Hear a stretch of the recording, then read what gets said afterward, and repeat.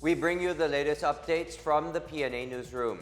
The International Monetary Fund, or IMF, commended the president for his leadership amid the numerous challenges faced by the country. IMF Managing Director Kristalina Georgieva said they found the Philippines to be an exceptionally well-performing country in terms of economic recovery. She said the IMF is ready to extend its help to the Philippines and other member nations in achieving sustainable growth and pushing for economic policies that would benefit more Filipinos. During their meeting in Switzerland, President Ferdinand R. Marcos Jr. raised the need to address the basic needs such as local food supply. Marcos is also pushing for the digitalization of government transactions to make the bureaucracy more effective and efficient. Meanwhile, lawmakers are seeking to revive the country's salt industry by amending Republic Act 8172, or an act for salt iodization nationwide. More on this from Marita Mawai. Lawmakers are finding ways to revive the salt production in the country, noting that a majority of the popular food seasoning is being imported.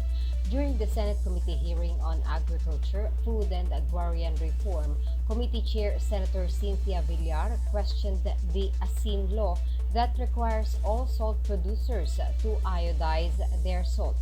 The law was passed during the time of former President Fidel V. Ramos in a bid to curb micronutrient deficiency in the country.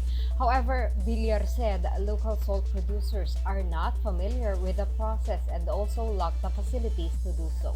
In 2021, Villar said the salt industry produced only 7% of the country's salt requirements and imported 93%, or 550,000 metric tons. Kayo ang nag-introduce ng iodization sa health, tapos ni-require nyo na lahat na magtitinda ng salt, idaan nila sa iodization.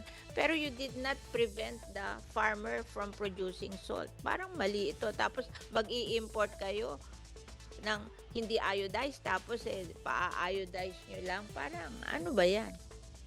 You want to solve your problem, but you created a bigger problem for the Philippines. Yes, Madam Chair, if I may.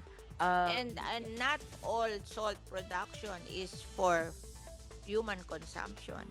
Remember, the fertilizer for the coconut is salt. So, in effect, deprive nyo yung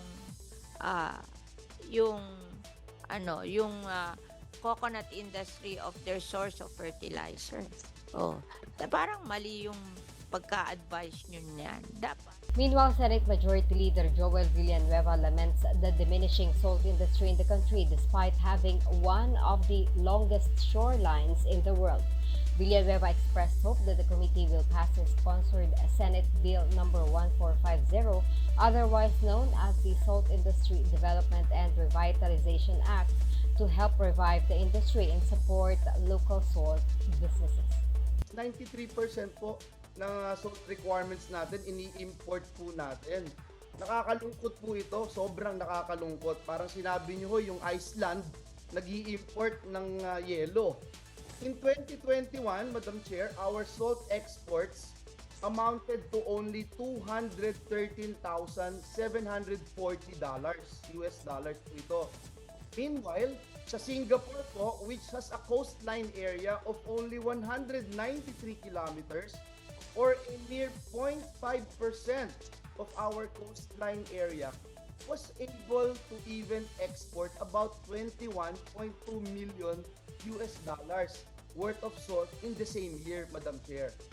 We have an enormous, untapped, and neglected resource that could change the lives of about 60% of our total population who live in coastline zone.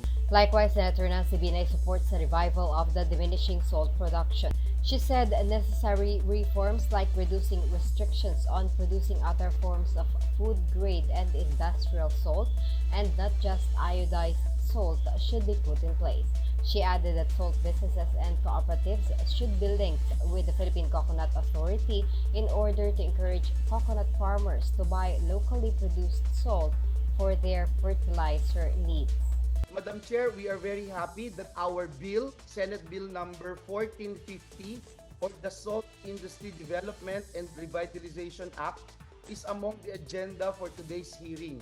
Our bill seeks to revive the salt industry, our local salt industry, increase the productivity and income of local salt producers, preserve our local and traditional production techniques, and promote Philippine artisanal salt, among others.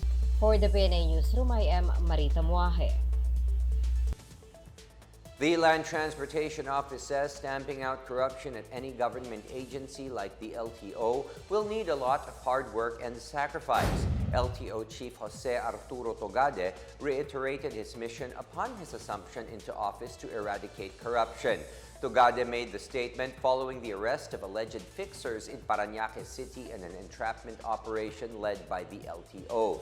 The suspects used social media to offer motor vehicle registration assistance without undergoing roadworthiness inspection in exchange for hefty fees. Another alleged fixer, a former LTO Antique District Office employee, was charged for falsification of documents in violation of Republic Act 11032. Tugade urged the heads of LTO regional and district offices around the country to push the fight against corruption. He also told the public to stop patronizing fixers and report any form of corruption, especially those done by LTO employees. In other news, a 7.3 magnitude earthquake was recorded offshore of Davao Occidental this afternoon. The Philippine Institute of Volcanology and Seismology warns of possible damage and aftershocks. Phivolcs said the quake struck 352 kilometers southeast of Sarangani, Davao Occidental. The quake was recorded with instrumental intensities in parts of Davao Occidental, Davao de Oro, Sarangani, South Cotabato, particularly General Santos City, Kidapawan City in Cotabato, and Zamboanga City, Zamboanga del Sur. Phivolcs is monitoring for damage to houses, buildings, and other infrastructure. And that is the biggest and the latest stories from the PNA Newsroom. For more news content, visit our webpage or head onto the Philippine News Agency's Facebook and Twitter accounts. We are also shown on the social media pages of the Presidential Communications Office and on Radio Pilipinas RP1. Stay tuned for more news updates. I am William Theo. We tell stories that inspire change. Good afternoon.